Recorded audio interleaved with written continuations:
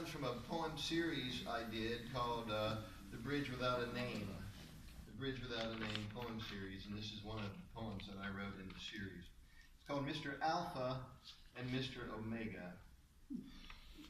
I stand in delicate balance on the parapet of the bridge without a name above the tracks of destination, looking downward and into the distance. Beyond the bridge without a name, which spans the tracks of destination, whose final stop I gaze into, destination, station. Two roaring trains arrive from beyond, the great beyond. One flies in from the east, one from the west. Two zephyrs stop, platform A and platform Z. Two travelers now will step into the sands of time. Let me introduce myself, Mr. Alpha and Mr. Omega. Mr. Alpha, platform A, heads an entourage. Bodyguards, press agents, lawyers, money managers, a famous wife, and 2.5 beautiful children. A TV crew tracks his every gesture. A priest blesses his every word. He distributes favors, privileges, and cold, crispy cash. Many hands grab and stuff into many pockets, but still he produces handfuls more. The funny paper he flings into the windy station. He does kind deeds, he loves, he's gentle and so sensitive. He embraces a wounded soldier. He kisses the cadaver of the man the soldier killed. All his words are intelligent and soft. He listens until all speakers are satisfied. He now walks from exit north, down the ramp to the street that curls up to me, the creator, waiting on the bridge without a name.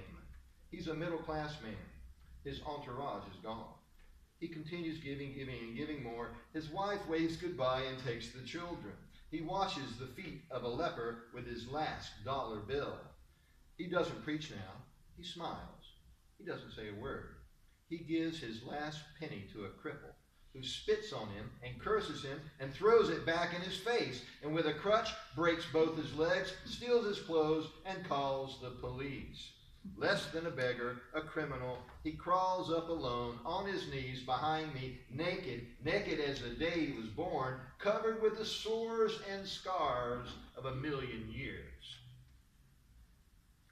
Meanwhile, Mr. Omega, platform Z, leaps from his still-moving train, naked and penniless, and slits the throat of a gray-haired woman with a fingernail. He rips her pearl necklace. With bloody hands, he hurls her grandchildren onto the train tracks and makes his escape inside the station. He beats a traveling, besooted banker with bare-knuckle fists. Now he's wearing the banker's suit and has a credit card. Here, he hires a gunman, an accountant, and a press agent. They rob everyone in the station. They rob the coffee shop. He buys a gang. He buys a law firm, 12 judges, and a wife or 2 or 3. He rapes a few women as he leaves the station, protected by the legal system. Here he comes from exit north and up the street, which curls up to me waiting on the bridge without a name. A flattering journalist profiles his trajectory. He is the owner of a small, profitable company with a government contract. Now it's being traded on the stock market. Now he is chairman of the board of a large corporation. He builds atomic bombs and sells them as candy to young children. He has a 24-hour cable news media presence. He's a billionaire, and after a massacre or two and a couple of nuclear bombs explosions, the priest from Voie A arrives and kisses him on the cheek. Soon the whole entourage from Voie A is behind him, carried by 6 giant bodybuilders as everyone sings his name. Up the street towards the bridge he comes, giving no more murderous orders. His servants give the murderous orders. They torture and murder in the darkness. His hands are soft, sweet-smelling and clean. He distributes tax-deductible government bonds in every direction. He arrives on the bridge without a name. He is king of the world. Alpha and Omega meet behind me on the bridge without a name. I cannot turn and look at them, but I feel the obscenity of unification as they merge into one another and become one man. A voice from behind me. Good evening. I am Mr. Alpha Omega. Good evening, I respond over my shoulder. I am your creator. Are you pleased with your creation? You are a nightmare from the burning depths of hell. Oh, don't be silly. I'm from the earth, your earth. Why are you so mixed up? Why don't you face me and accept me as I am? Don't you feel the guilt of your cruelty? I feel a stoic balance between joy for my cruelty and joy for my beautiful acts of kindness. And concluding that remark, Mr. Omega joins me on the parapet of the bridge, and from there hurls himself through the air like a monkey from bridge to girder, climbing the steel column between the tracks, which holds the electrical wires above the tracks of destination that terminate in destination station.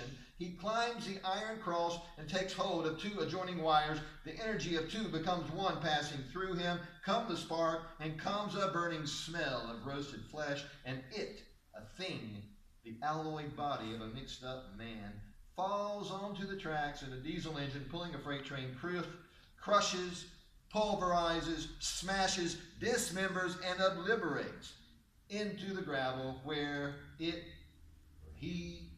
they are dispersed among the cinders, among the dust, among the decomposed bones of my ancestors.